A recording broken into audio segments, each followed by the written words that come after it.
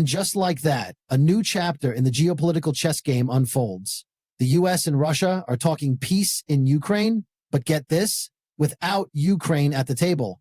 Jane, what are your thoughts on this surprising development?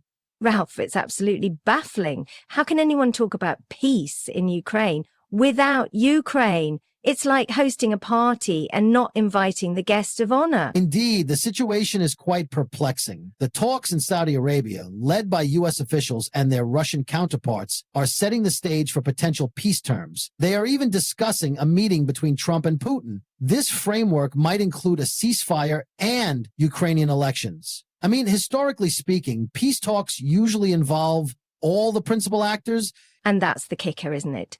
Zelensky's been outspoken that any deal without Ukraine's involvement is a non-starter. He's adamant about not trusting Putin, calling him a liar outright. And who can blame him? The stakes are too high, especially when European allies aren't even involved in Tuesday's talks. The exclusion of European representatives from these preliminary discussions, especially after Vice President J.D. Vance's critique at the Munich Security Conference, is puzzling. The situation raises poignant questions about international diplomacy and who's really steering the narrative here.